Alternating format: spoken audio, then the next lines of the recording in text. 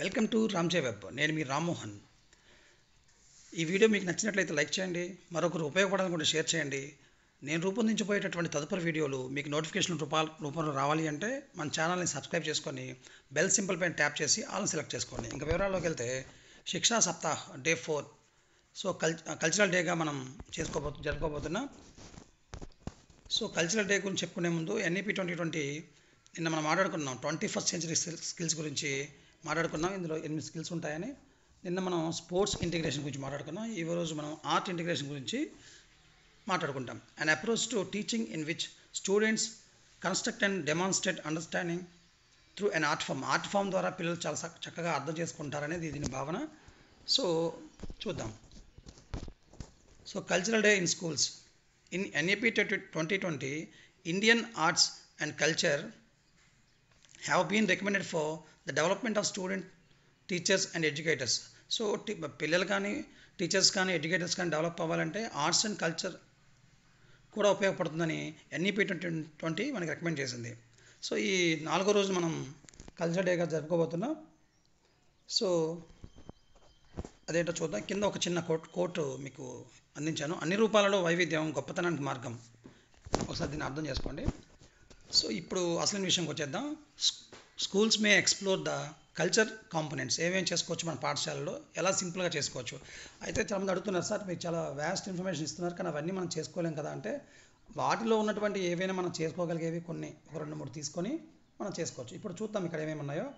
So దీని గురించి మనం పాఠశాల స్థాయిలో ఏం చేసుకోవచ్చు చాలా ఈజీగా. డిఫరెంట్ లాంగ్వేజెస్, దీనికి సంబంధించి ఆలోచిద్దాం. డిఫరెంట్ లాంగ్వేజెస్ గురించి పిల్లలకు అవగాహన పరచాలి. వచ్చినటువంటి సమాజంలో ఉన్న పెద్దలకి కానీ తల్లిదండ్రులకు కానీ అవగాహన పరచాలి. ఎలా చేద్దాం? సో డిఫరెంట్ లాంగ్వేజెస్ పరంగా మన దగ్గర పలకలు ఉంటాయి. పలకల్లో అన్ని భాషల పేర్లు ఒకటి రాసి పిల్లలతో డిస్ప్లే చేయించి వాటి గురించి ఎక్స్ప్లెయిన్ చేయించవచ్చు. అంటే ఏ భాష ఏ రాష్ట్రాల్లో ఉందని.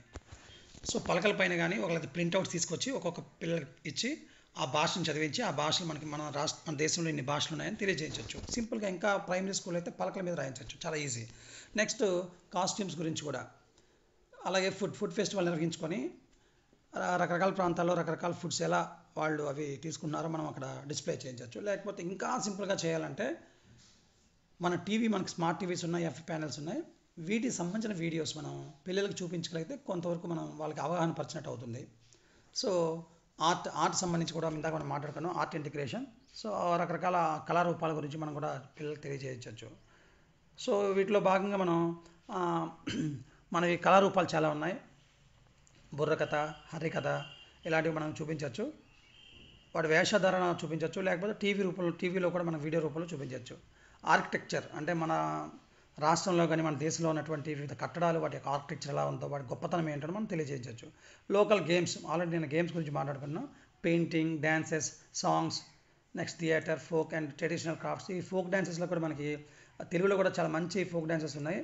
అలాగే కొన్ని రూపాలు కూడా ఉన్నాయి. ఉదాహరణకి ఉత్తరాంధ్ర ప్రాంతంలో చూస్తే తప్పిడిగుళ్ళని, అదొక కళారూపం. అలాగే దింసా నృత్యం గురించి చెప్పచ్చు. దింసా నృత్యం చాలా ఈజీ. మనం ఆ వీడియో చూపించి పిల్లల చేత ఆ డ్యాన్స్ చేయించవచ్చు. అంటే మన రాష్ట్రంలో లేక మన దేశంలో ఉన్నటువంటి వివిధ ప్రాంతాల్లో ఉన్నటువంటి ఈ కల్చర్ అంతా కూడా ప్రతిబింబించే విధంగా మనం యాక్టివిటీస్ చేయించాలి. లేదా టీవీలో చూపించైనా మనం పిల్లల చేత చేయించాలి. అలా ట్రెడిషనల్ క్రాఫ్ట్స్, ఉదాహరణ చూస్తే మన కొండపల్లి బొమ్మలు ఒకవేళ మన ఇంట్లో ఏమైనా ఉంటే తెచ్చి చూపించవచ్చు. లేకపోతే ఆ టీవీలో మనం వేసి చూపించి మన రాష్ట్రంలో ఆ ట్రెడిషనల్ క్రాఫ్ట్స్ ఉన్నాయి అని చూపించవచ్చు.